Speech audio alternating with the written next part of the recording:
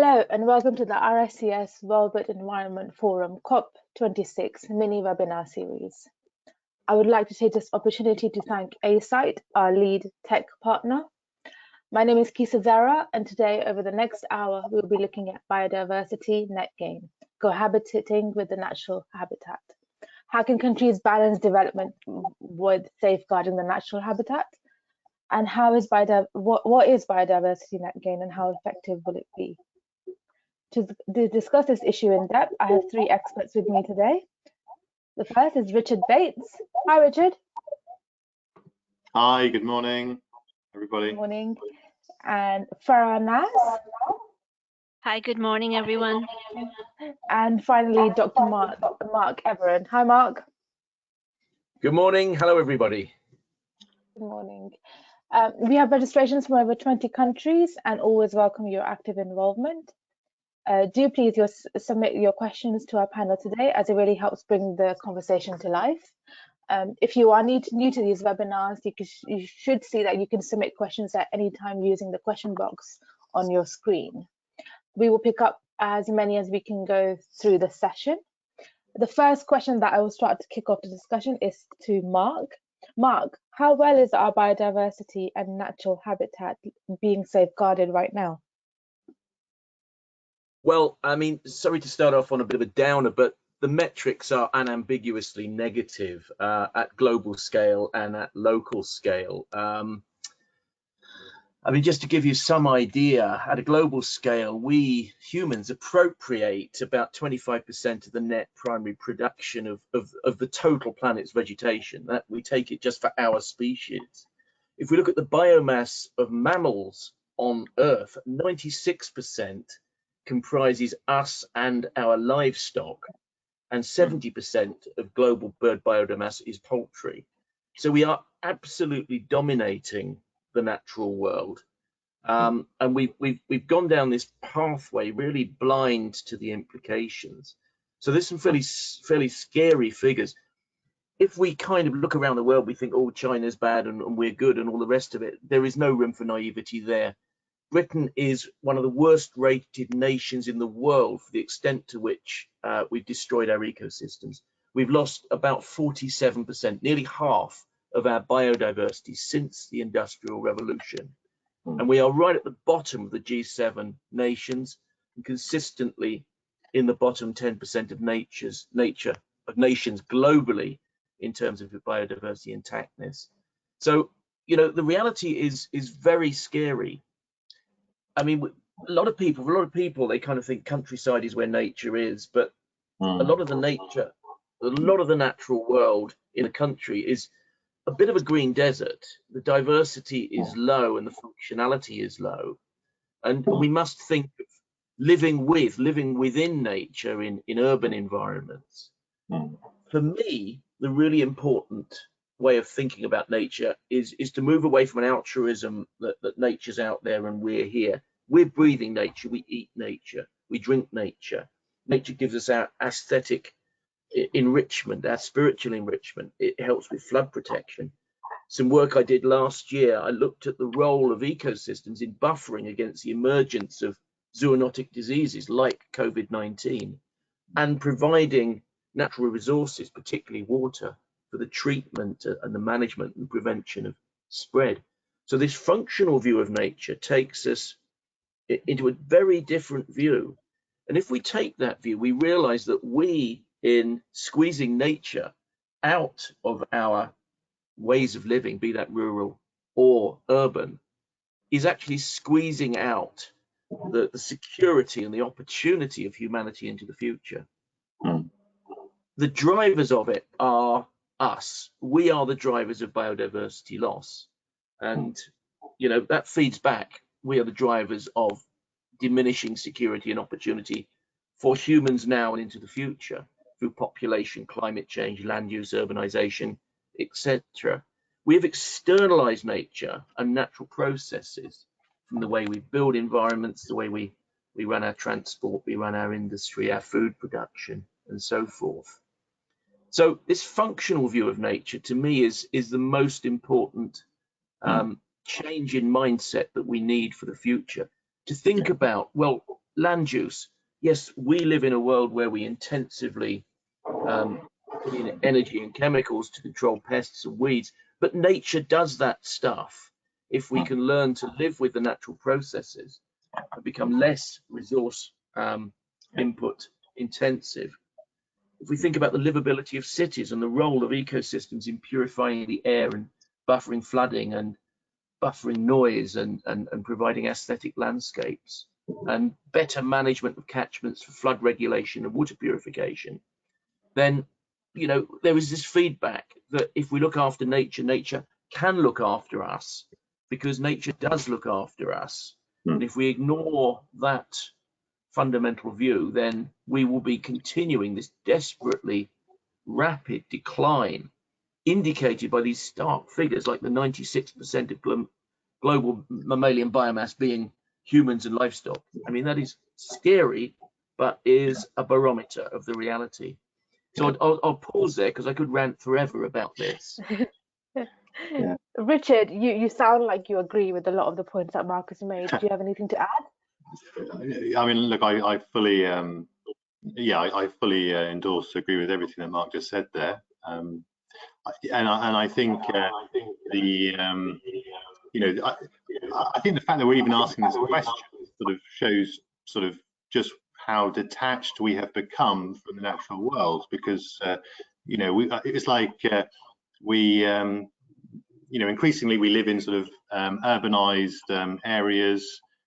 We've lost that connection to the natural world, that direct connection to the natural world. I mean, up until quite recently, most people lived sort of with nature and surrounded by nature, and obviously, in our modern society, we've lost that direct connection. So we tend to get our food from the supermarket, and we don't tend to think of where it came from, and so we've become detached and desensitized from nature, but we are part of nature, and biodiversity is the fabric of life. And so the fact that we're even asking this question, how well is our biodiversity, the fact that there's so little awareness about this, that sort of really sort of shows just sort of how sort of bad things things currently are. So it's really, when we come to sustainability, which is sort of my focus area, one area is sort of biodiversity. There's a major focus on the need to sort of reconnect with ourselves, with like sort of with sort of local communities, and also with our sort of the rest of the natural world. So I think we are in a really bad state. I think we've greatly sort of undervalued and ignored the benefits from nature. We live in a very sort of short-termist culture. I think we're genetically hardwired to be that way. So in the past, it would have been a benefit, sort of when our ancestors could just focus on sort of the threat that was sort of directly in front of them, or prey that was sort of directly in front of them. Being able to focus just on that short-term tangible benefit right in front of our eyes was a benefit. But obviously everything is interconnected. Biodiversity is about the interconnectedness of life, and yet we tend to always externalize everything and just think about these sort of direct short-term impacts and not the many indirect interconnections, and that's why we're in this situation. Great. And Farah, a question for you. Is there an inherent tension between providing homes and food and encroaching on natural habitats? And if so, how can this be resolved? I think as a society, we are at the verge of a big shift, because we have realized for generations, when we're talking about built environment, especially the AEC industry, energy transition and clean energy transformation, it's spoken in isolation of the natural capital. And for generations, we haven't really linked the food, energy, water nexus with our energy transition and transformation plan. Only recently, we started linking our energy conversations with the natural capital and the conversation about food, energy, water nexus, because to generate food, we need energy and water. To generate energy, we need water. And there is an inherent conversation happening about converting agricultural land into generating energy for fuel. So I think the key question we need to really ask ourselves is that how can nations and cities safeguard themselves? And from my point of view, I think we really need an effective theory of change that looks at the wisdom from nature and all the lessons we have learned as a generation, and really come up with a focused social dynamics of structural change. And essentially what I'm talking about, a framework that actually links the energy transition and transformation plans that we talk about with the natural capital model. We can call it, I call it climate master plan, because I think this link is essentially important, not just for cities, but also for countries. And to connect nature or natural capital with our energy transformation, we need essentially two things. We need to have a plan, and we also need to collect a lot of data to then find the evidence-based approach to see where we are succeeding and how well we are doing. So inherently, we need to have these two conversations simultaneously, rather than not just net zero, but it's about net zero, and it's also about nature positive. And in COP26, it was a huge conversation linking these two thinkings together. Yeah. Mark, you agree? Oh, I Mark. absolutely violently agree with you, Farah. I mean, for me,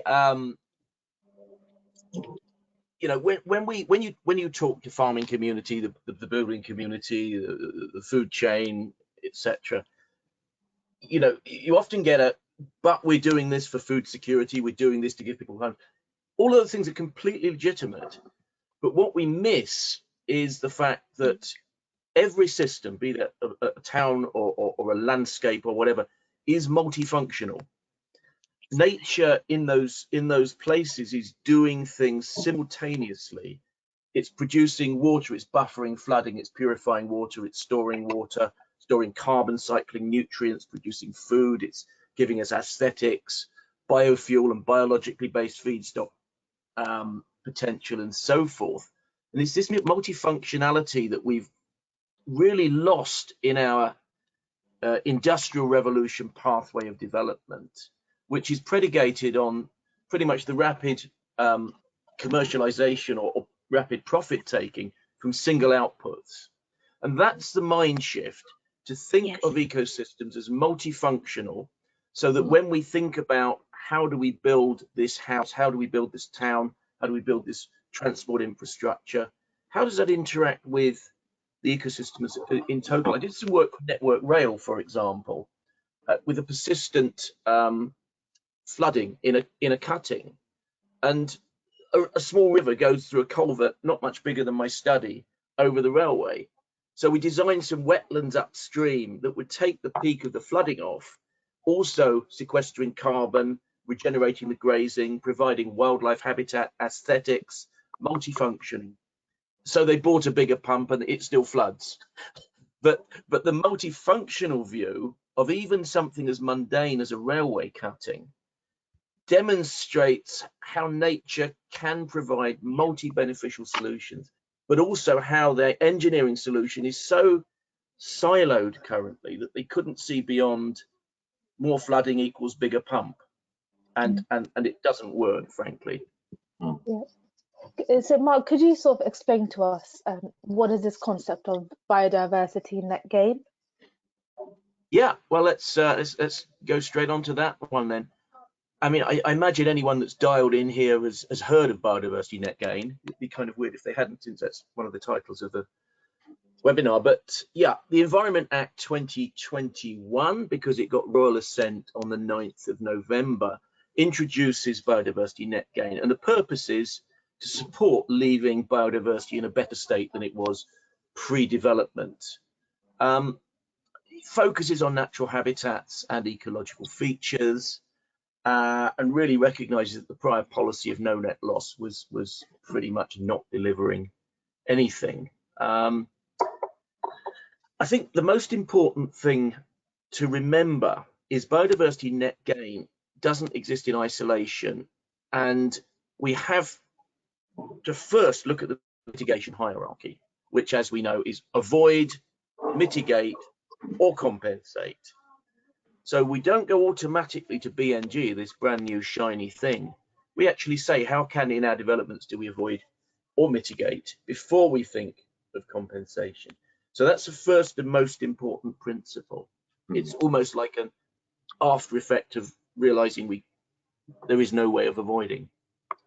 I mean, I've used the metric, the new metric, the biodiversity metric 3, in a bit of a case study that I can't really talk about because it's not published yet. And the idea is that it looks at the habitat that's there and seeks to improve it, and you look for your 10% improvement.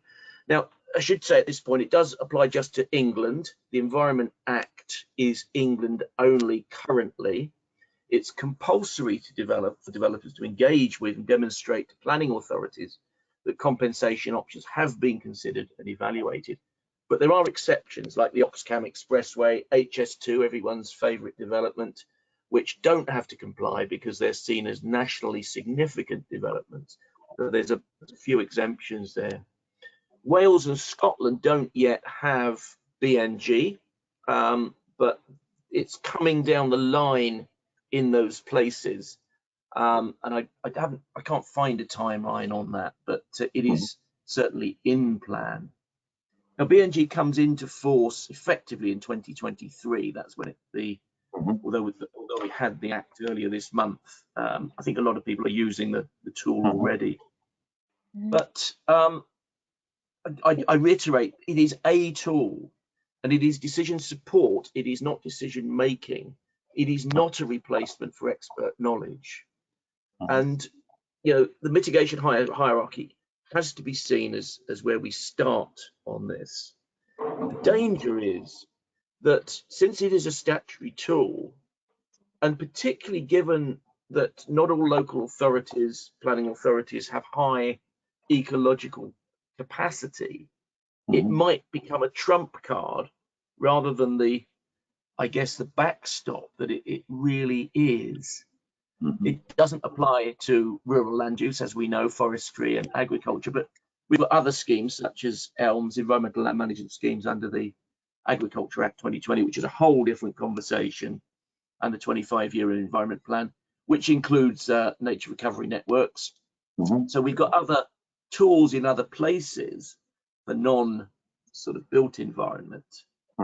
But I mean, just to give you a very quick flavour of the application of this, on a site that my PhD student is working on, is run a development that will incorporate habitat diversification according to Natural England priorities, and that would develop, regionally priority habitats.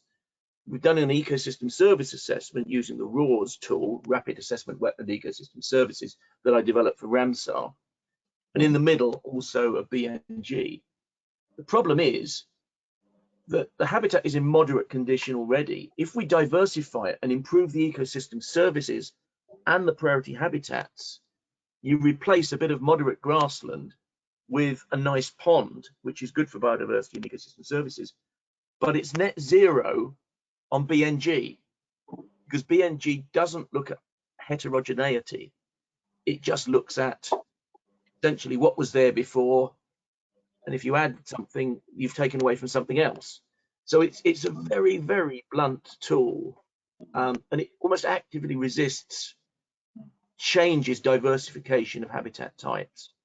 The only place it really sort of works is if you can apply it to a brownfield, a fairly low value site where you can improve significantly. But we found that even tweaking it, assuming the site was in bad condition, BNG really gave us nothing, whereas genuine habitat diversification and an assessment of pre and post ecosystem service flows showed that you can enhance a site, but BNG suggests not.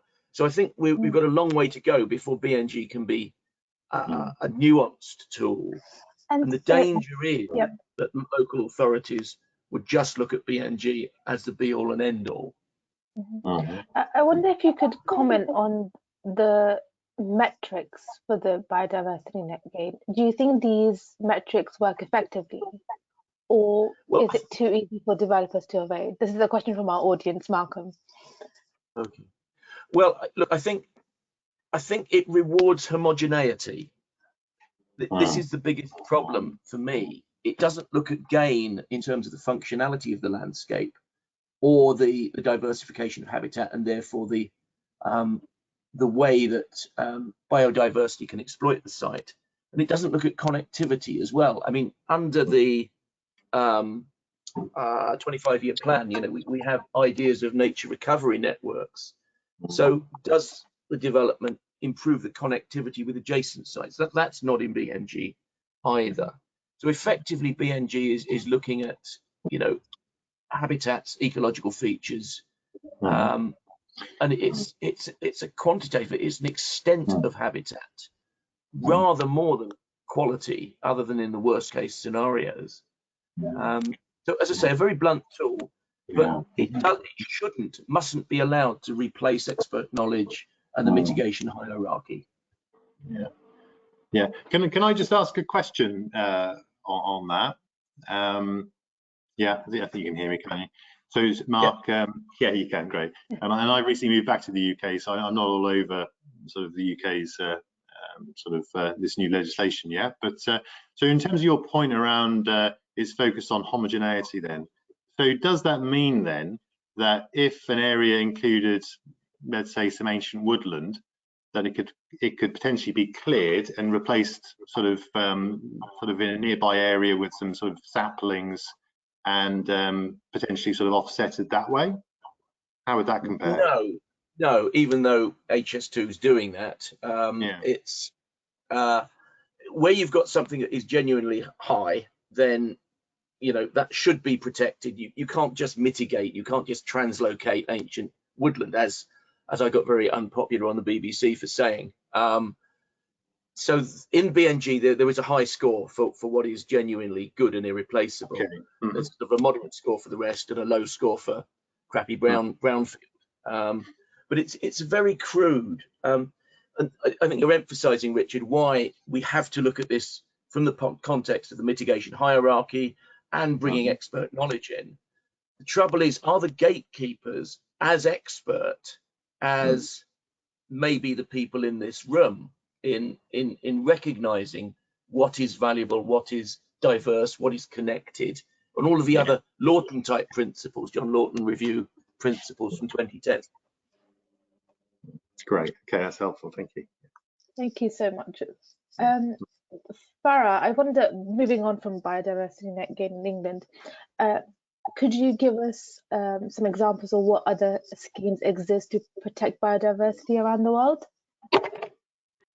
Following on the conversation both Mark and Richard said, I really believe that we have to change the narrative about the biodiversity net gain, and instead of looking at the mitigation hierarchy, we should be actually looking at intensification or value creation through abundance. That's exactly what Mark is talking about.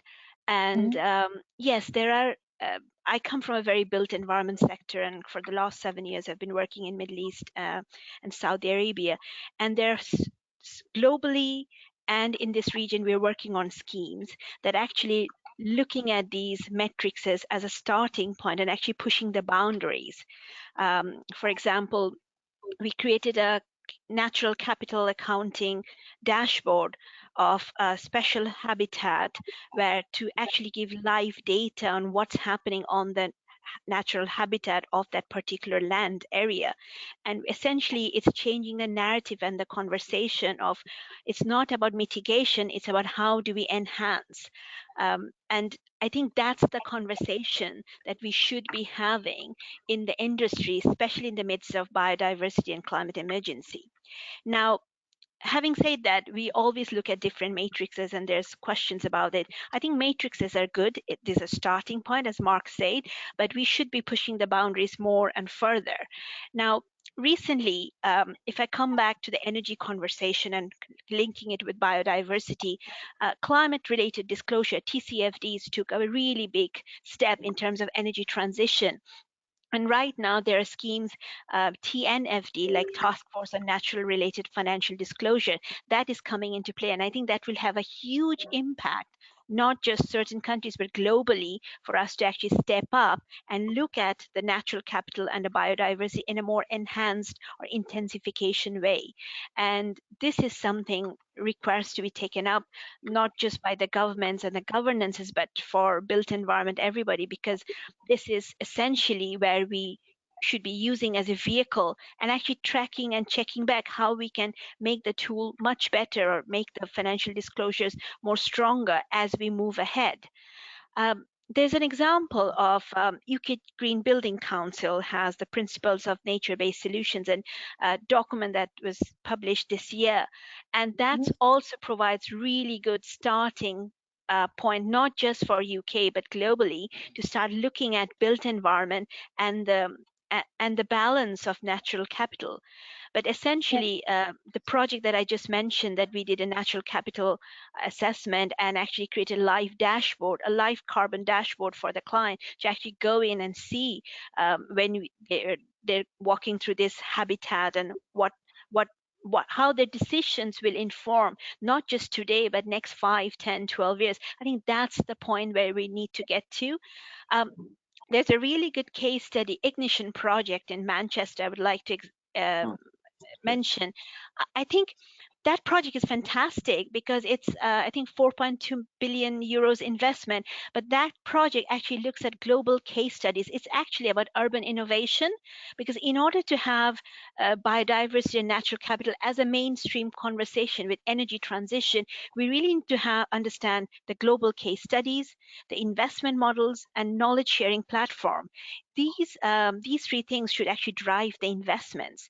So that Ignition project creates that platform, and I think it finishes in next year. But we should globally be having more projects like this, bringing the case studies together and actually sharing the knowledge, so we can actually drive the funding models and the finance mechanism and the investment models.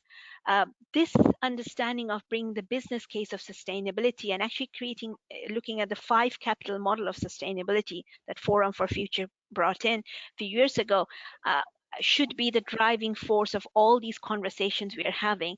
So coming back to my point of climate master plan and how Mark said that multifunctional, we essentially need to look at a multi-criteria decision matrix for all these. We can't have siloed view just for energy transition or just looking at the biodiversity. We need to be having those in-between conversations and actually create a platform where these knowledge are shared between experts and case studies are shared. So then the knowledge can be transferred from Brazil to Australia to Arizona to Dubai.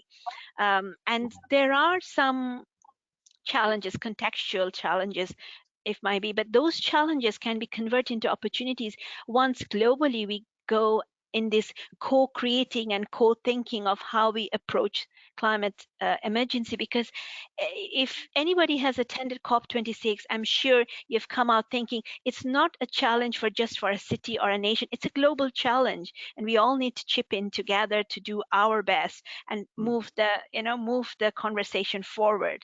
So that's my view on this. Yeah. Thank you. Yeah, go on, Mark. Yeah, just moving things into a global context is absolutely vital. I mean, just one example, one of many pressures on the lower Yangtze is nutrient enrichment. It's a serious problem. A lot of that nutrient comes from pig production and food chain. A lot of the nutrient comes from imported soybean from Brazil, where the production of soybean is destroying the forests and the water. But the nutrient, the phosphorus, is imported from Morocco. So you've got Africa to South America to China with 3 lots of ecosystem destruction, and we don't have a model really, and we certainly don't have regulation, and we don't have sustainably based investment that recognizes the interconnectivity of all of those things. So a systems model, and there are many systems models out there. I've used 5 capitals, natural, steep, ecosystem services.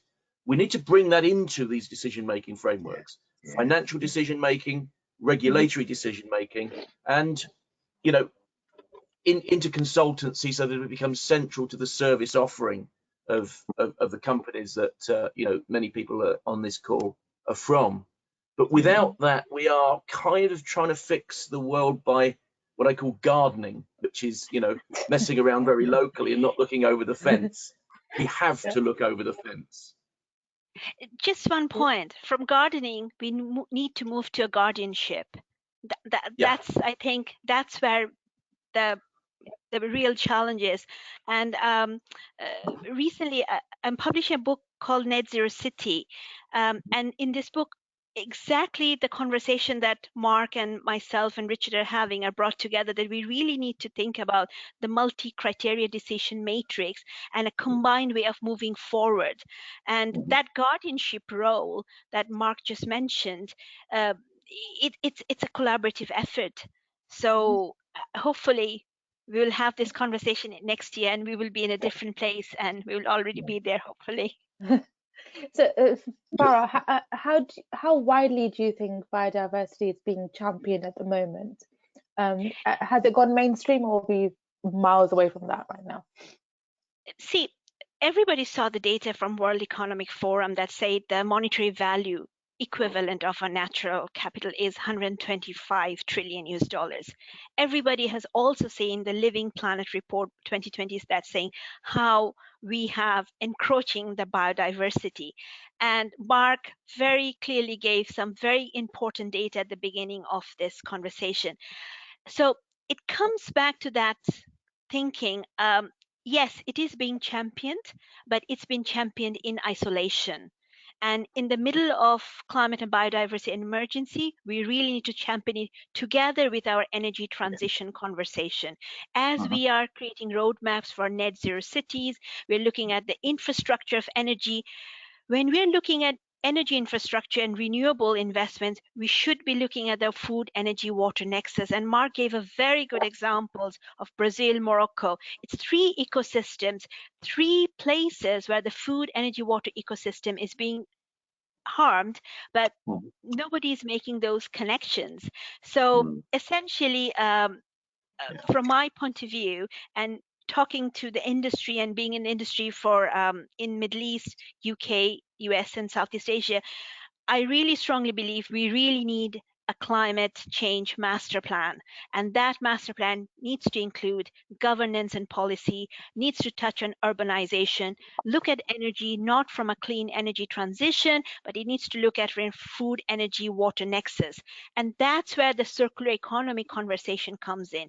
Those and we need data. We need data for all these, for any countries and cities to collect data and understand the interconnected relationships, because this conversation came several times.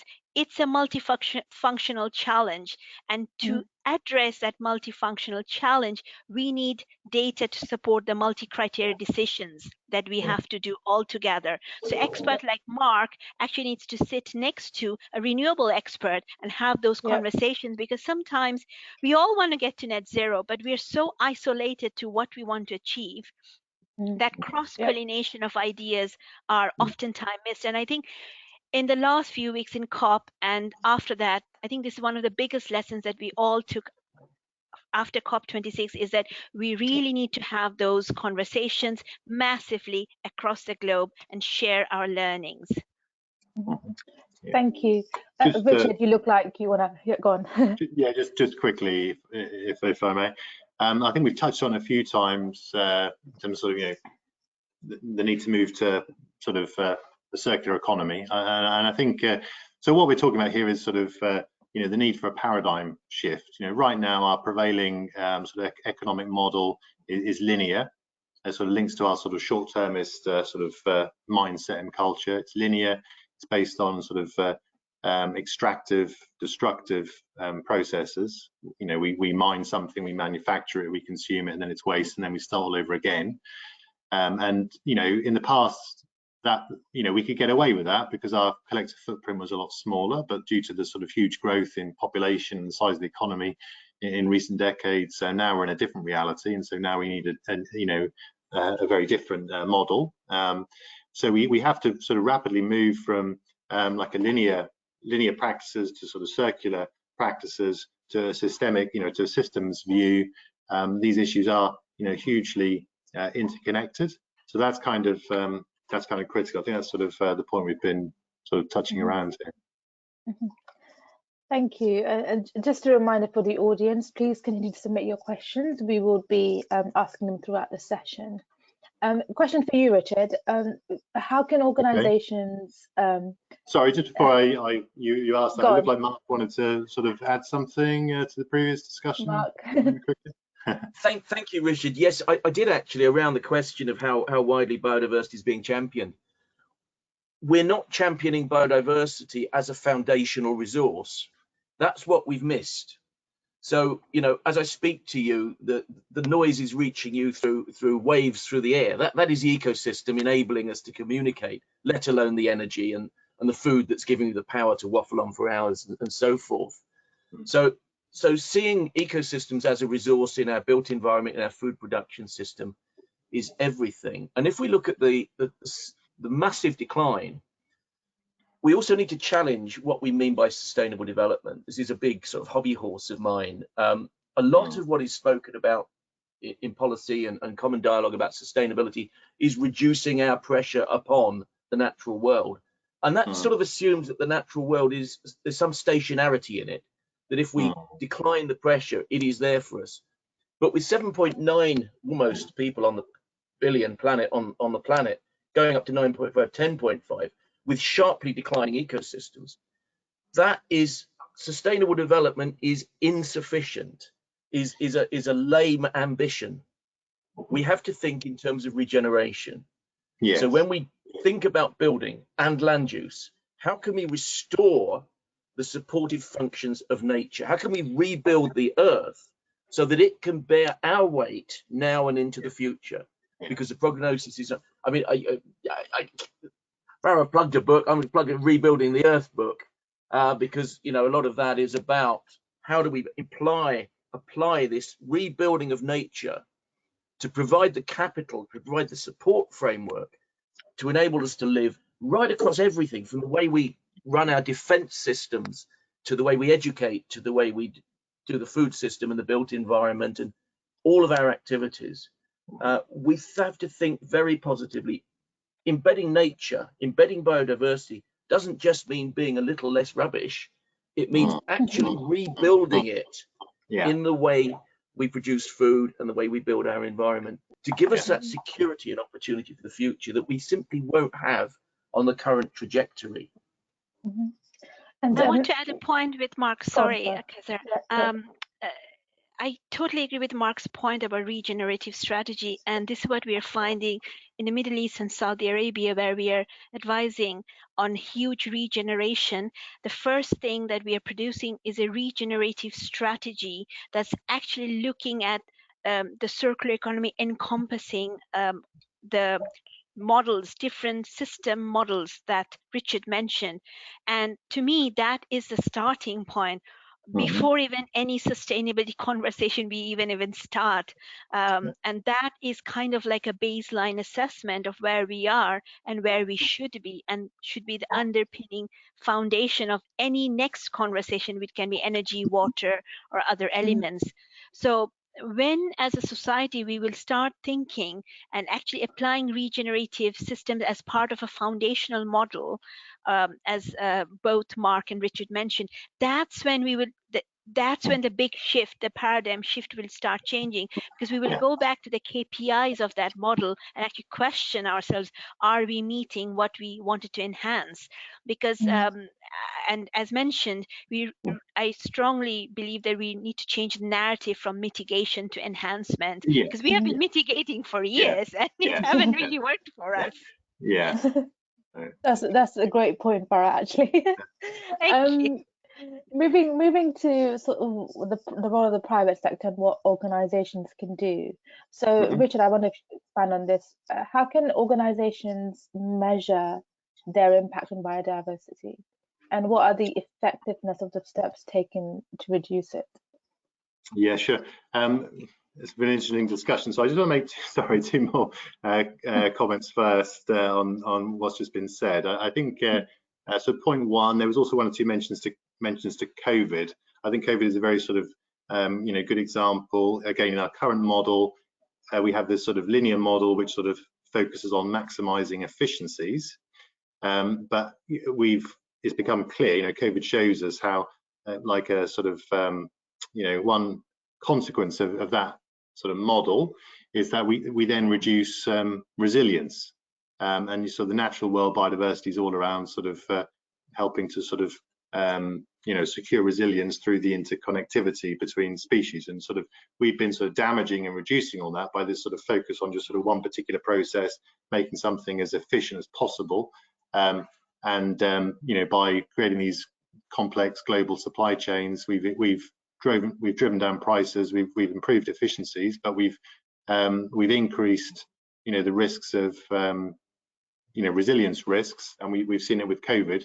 And so, this shows us how we need to find a better balance between sort of efficiencies and resilience. So I think that's that's one point. The second point is, there's been some talk on this. We've heard some talk about the need to sort of reduce our impact in terms of biodiversity, and then there's been sort of also some talk around sort of nature positive commitments, and this sort of connects, I think, to like a broader sustainability narrative, which until quite recently was overwhelmingly negative. So the overwhelming sort of narrative was very sort of, it was negative. It was sort of focused on the doom and gloom, which is very understandable given the scale of the challenges that we're faced with. But connected to that, it was sort of focusing on sort of doing a bit less bad, sort of reduction type activities, a bit of sort of tinkering at the edges, and that sort of, I mean, clearly, obviously there is a need for reduction type activities, but it's sort of one part of a bigger thing that needs to happen here.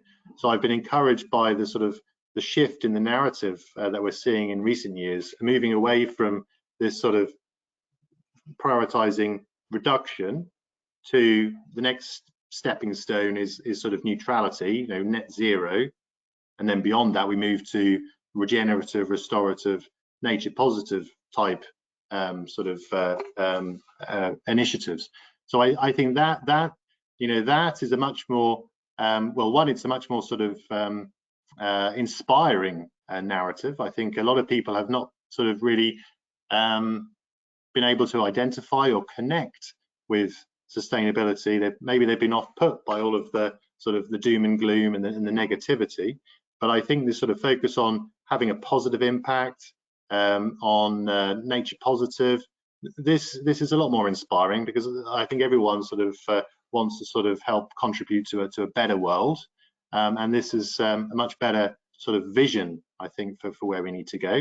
And also, given the scale of the challenges that we're faced with, let's be clear, just sort of trying to carry on much the same way with a bit of reduction is clearly insufficient. We need to go beyond that. We need to go to sort of net positive type initiatives. And yeah, so in terms of the private sector connection, I mean, I would give we could give an analogy from a company. Every company, will have a focus on costs and on sort of minimizing, reducing those costs. That's clearly sort of one part of what a business will do, but that's not the end goal. Obviously every company over time, will seek to be profitable. And so I would say that an analogy here would be, clearly there is a need for sort of cost reduction type initiatives, or in the sustainability area in terms of, reducing our footprint, reducing emissions. Yeah, there's a place for that, but it's one part of a bigger sort of bigger goal here. Similarly, net zero is important, clearly very important, but really in the financial world, the comparison there would be in terms of like break even, and no company sets out to break even. So really then the vision is to go beyond that, to go towards these regenerative, restorative, net positive nature climate initiatives. They won't be possible immediately for most companies, but that should be the longer term vision here. So I think it's important to have that kind of context. Now, if we scale it back to where we currently are in terms of biodiversity and measurement, I mean, let's be frank, we're at an early stage. So, firstly, in terms of what companies have been reporting on around biodiversity, it's been limited. So where companies have reported, and globally, yes, there have been sort of thousands of companies that have reported some information on biodiversity. It has been overwhelmingly focused on sort of direct impacts. So looking at sort of some biodiversity data connected to their factories, their places of operation, and that also connects to the main standards that have been available for companies to follow. So in the sustainability area, the standards that are followed by the majority of companies globally at present are the GRI standards. They're voluntary standards. There is a standard on biodiversity, 304, and that sets out sort of 4 indicators around biodiversity, things like asking for disclosures around habitats that have been protected or restored, information on endangered species close to a place where a company operates, impacts that a company may have, but the overwhelming focus is on the sort of the direct impacts, and that would also be true until recently more broadly across much of sustainability. You could look at emissions, and many companies have been reporting their direct emissions data for some time, and have just more recently started to move into sort of indirect emissions reporting, the scope 3 reporting. So also with biodiversity then, where companies have reported, it's been at a direct level, and so that we have the GRI standard, which gives sort of guidance, which has sort of some mentions of how biodiversity impacts may be sort of important in the supply chain, but it doesn't sort of focus on the area. So the disclosures again at the direct impact level, and then we have the SASB standards, which initially came out of America, and they've been developed at the sector level. There are 77 different sector standards, and they also tend to focus on direct impact. So if you look at the banking sector standard, there isn't any mention of biodiversity in the biodiversity standard for banks. Sorry, in the sector standard for banks, or metals and mining. It's all sort of, it's at the direct. There are biodiversity indicators, but it's at the direct level. There isn't the indirect piece. So that's a huge gap. Now we are, and this sort of connects to some of the discussion that Farah made earlier. An important initiative that has been launched over the last year is in terms of developing a TNFD framework, Task Force for Nature-Related Financial Disclosures. So that's been inspired by the success of TCFD, which is now being sort of championed by lots of companies, regulators, governments from around the world. We're moving to mandatory reporting in the UK and other G7 countries over the next few years. So an initiative started last year to try and do something similar for biodiversity, something we've been heavily involved with from the beginning. And this looks to sort of develop a framework for reporting on nature-related risks and opportunities to help redirect the flows of finance from activities that are net negative to those that are net positive for nature. And the goal is for this framework to be published in 2023. So that's an important development. But overall, we are at an early stage. There are, lots of limitations around sort of lack of data, and also, lack of knowledge as to what data should be collected, and the variability.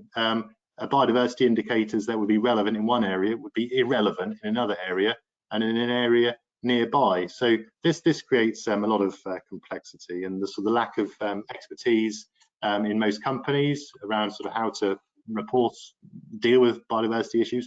That's another problem. So there have been a lot of challenges, a lot of reasons then why biodiversity has been largely overlooked, but thankfully there is a lot of awareness. There have been some really influential studies that have come out in recent years as to sort of how critically important this is, and we see some important initiatives around developing new standards. Great, thank you, Richard. Just moving on to Mark, do you think can technology help safeguard biodiversity and the natural habitat? Short answer, yes. Long answer, complicated. I mean, let's take land use, for example. There are lots of different ways that people understand sustainable agriculture, and those that are interested in chemical intensity and input intensity argue that hyper-intensification in a locality leads to land sparing outside. And yet the evidence around the world suggests that the greater input intensity of agriculture leads to more marginal land becoming potentially productive if ploughed and pesticide and fertilizer fed. So the law of unintended consequences does apply. And this does emphasize why we need a systems model, a systems approach, so we can look at the benefits, the disbenefits, the flows of benefits to beneficiaries, the flow of disbenefits to victims, and look at that on a risk basis and a net societal value basis. So underpinning, you know, what Farah was saying a little earlier about the systems approach, what Richard's been saying about bringing systems tools in and putting it in the language of risk, systems risk, is really important.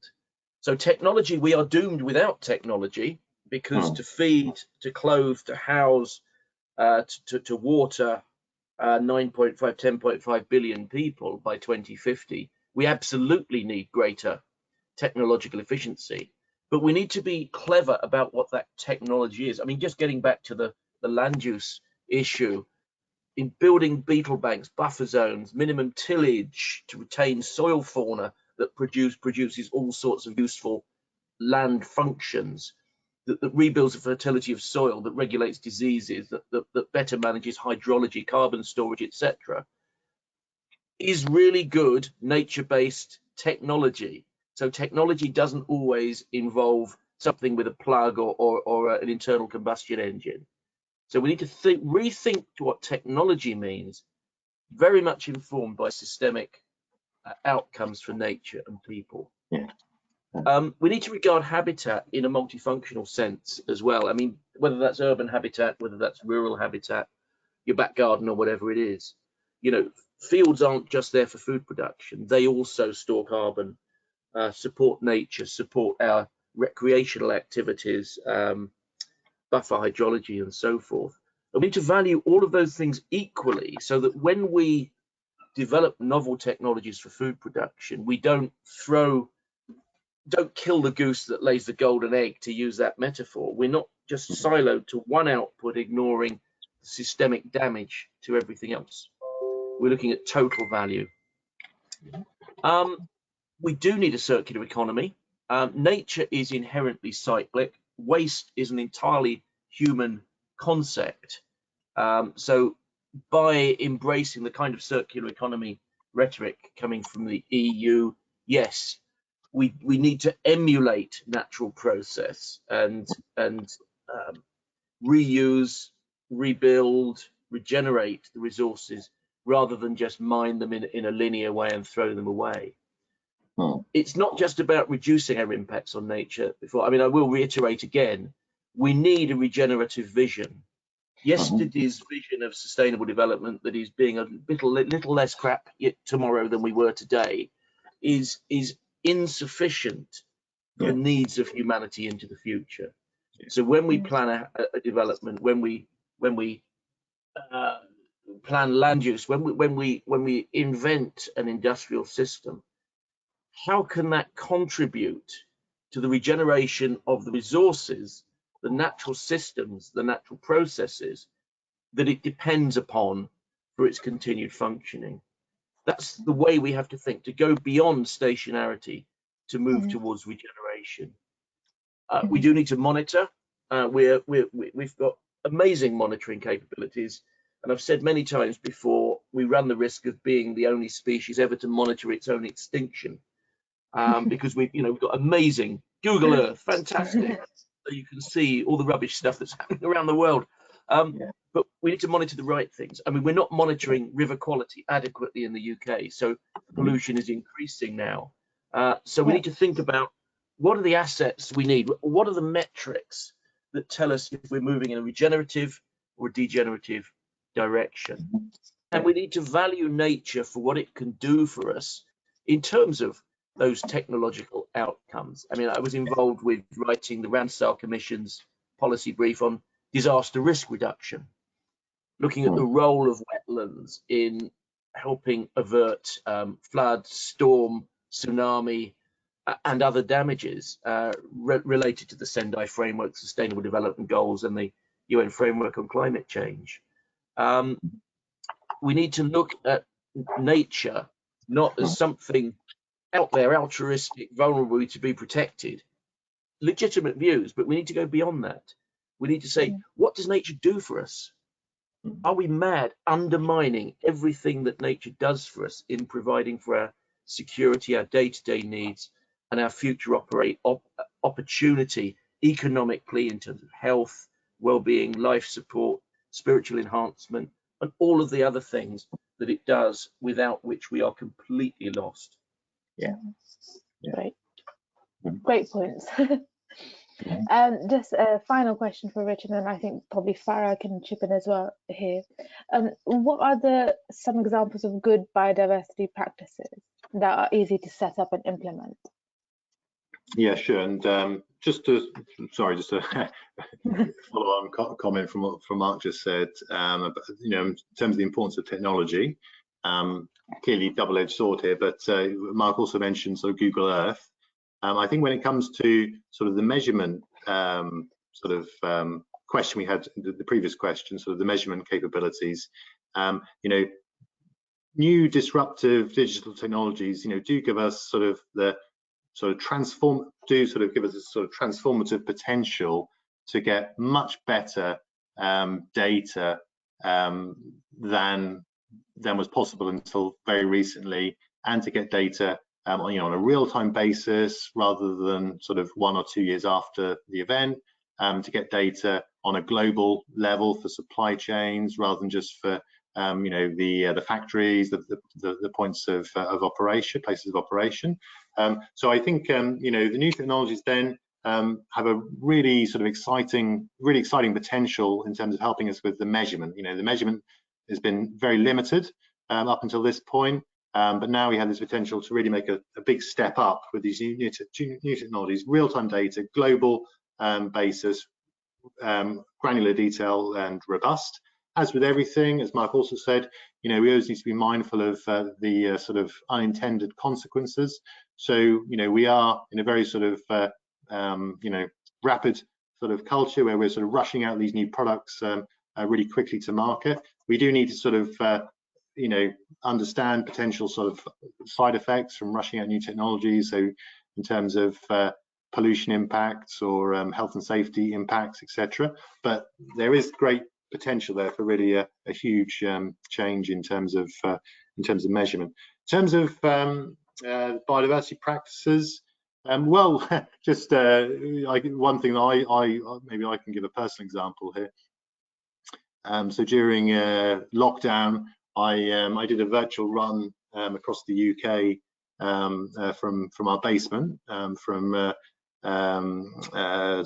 Cornwall to the end of Scotland, to raise awareness and funds for rainforest protection, conservation, working with a charity called Rainforest Trust, because they had sort of very good impact data. So it was very clear as to sort of what would happen with every single amount raised, and also what the benefits would be in terms of the amount of rainforest protected, estimates for the sequestered, locked-in carbon from those areas, the number of species or endangered species that were sort of in those areas.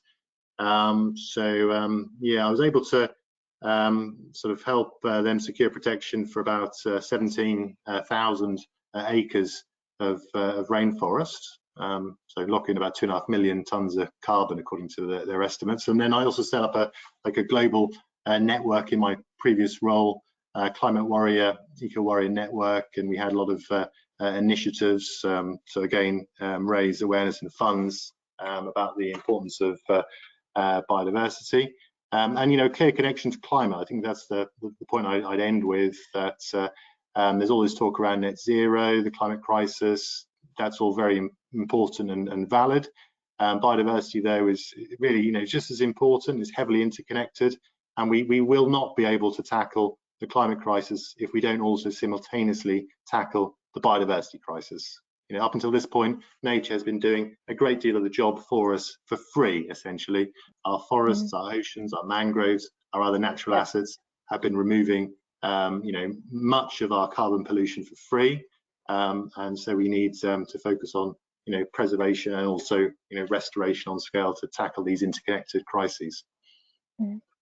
Great, thank you so much. From my side, I would say a knowledge share platform is very important. Globally, there are lots of best practice happening. There's a lot of experts who are doing some brilliant work, and PhD that Mark just mentioned.